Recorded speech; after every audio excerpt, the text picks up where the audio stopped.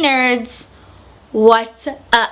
Today we are doing the video all about TV and movies that I've been watching recently that I just gotta talk about, whether it's good or bad. Most of them are good, and let's just get right onto it because there's a few of them. The first one that I want to talk about is I went and saw The Greatest Showman. You should probably already know this by now. The Greatest Showman is really good in the sense of music. The music of it is really good. The plot of it was kind of non-existent, and P.T. Barnum historically was a horrible person and they make him out to be a good guy. We know the issues of that. It would have been better if they had just made it a circus guy who was based on P.T. Barnum but wasn't named P.T. Barnum, so that it would be not actual historical. It would just be historical fiction. I think that would have reduced some of the backlash on it because P.T. Barnum was a dude that sucked. But the movie was great. I just recently filmed the Greatest Showman book tag. My favorite two songs are The Other Side and This Is Me. This Is Me is not surprising. And The Other Side I feel like is an underrated one. Let's just listen to it very quickly.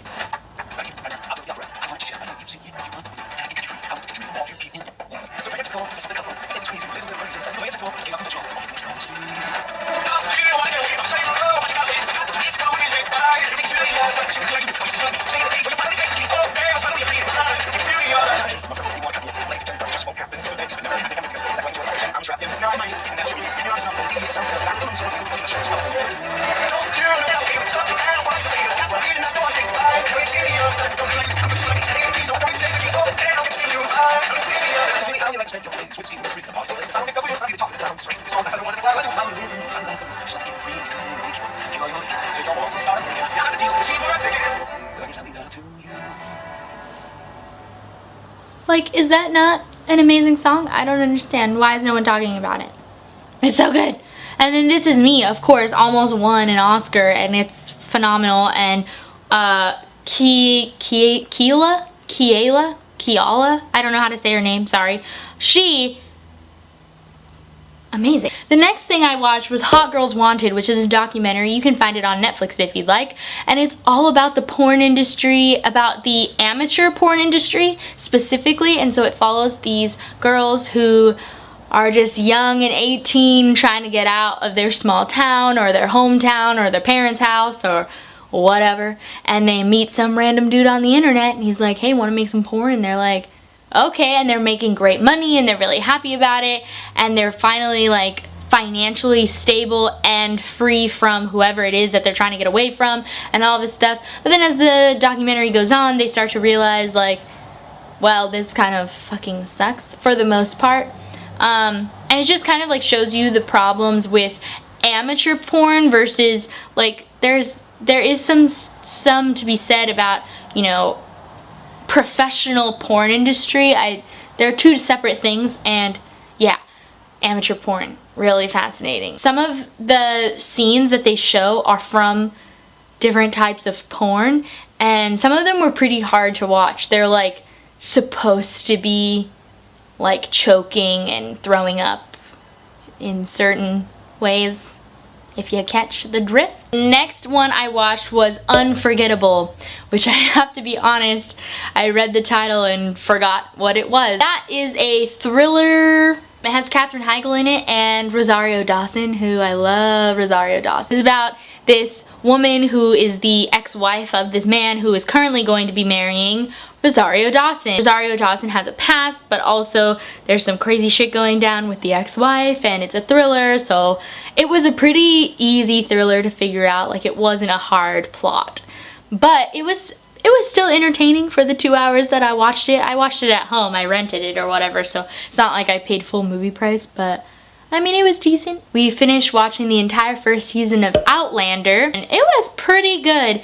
We needed a break because the last few episodes are rough. Trigger warning for rape throughout the entire season. Trigger warning for sexual abuse.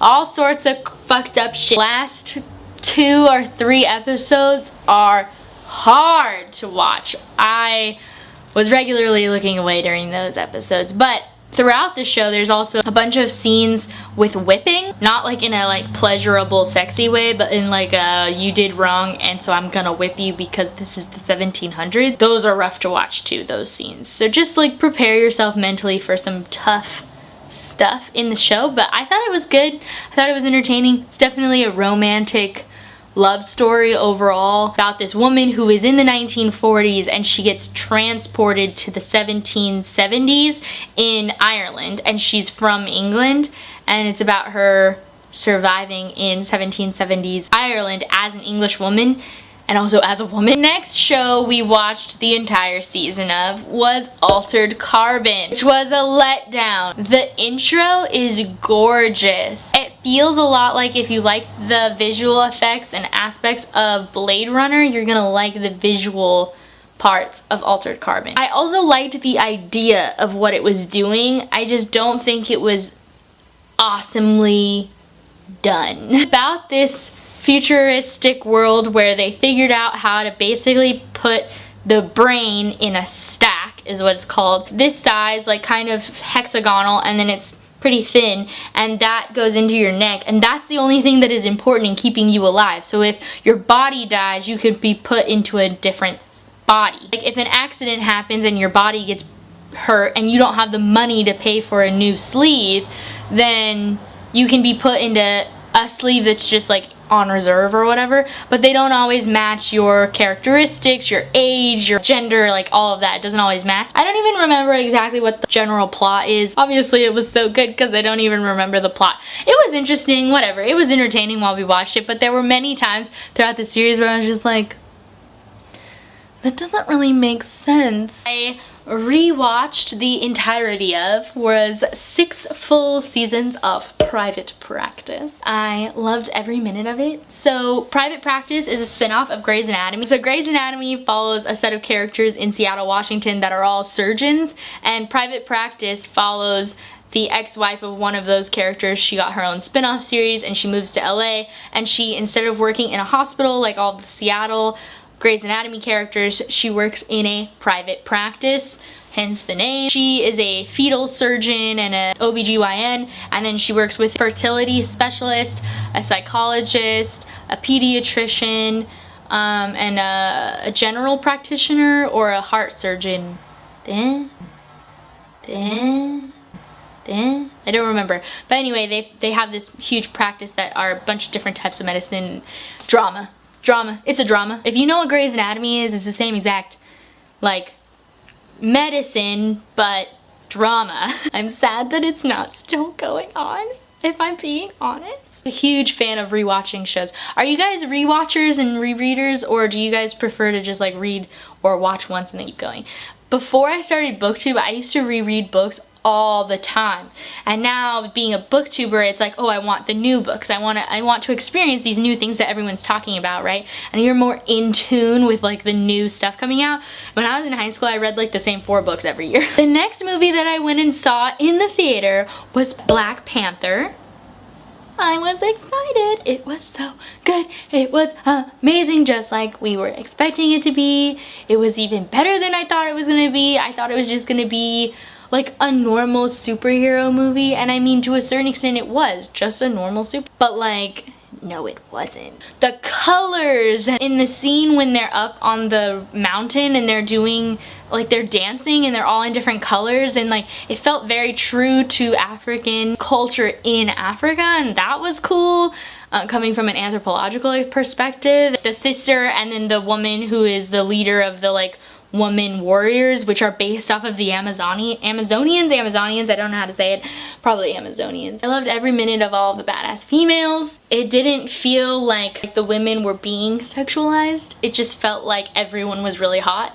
There's a difference. The way Wonder Woman was treated in the first movie versus Wonder Woman was treated in the second movie, right? The way that it's like panning to her body was different. And this one didn't feel like Wonder Woman in Justice League. It felt like they were their own people and they just happened to be attractive at the same time, which is always great because it's like part of the reason you're attracted to these humans are because they're also fucking awesome and great and powerful. What? Weird how that works. This movie that we watched at home was Jumanji. I did like it. And I'm a little disappointed in the fact that I have to admit that. I did not want to see this movie. I was mad that it was being made. I was so bitter. I'm still bitter, let's be real. I am still such a fan of Robin Williams, and that's one of the movies that like is Robin Williams to me. So I was mad that they were going to redo it, and I was like, how dare you?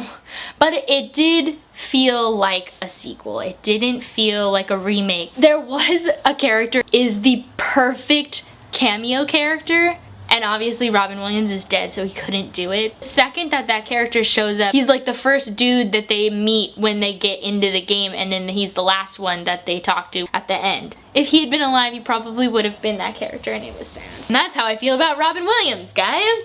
The last show that I want to talk about is a show that we are still currently watching. We haven't finished the whole season yet, but it is Counterpart.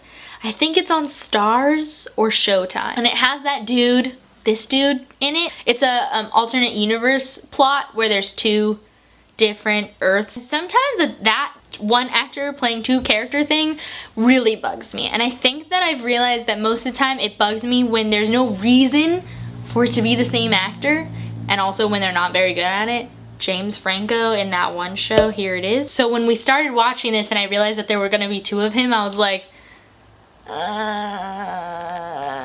but he is amazing. You can tell the difference by his posture. The costuming is subtle but good. Like, you can also tell by their outfits subtly on who is who.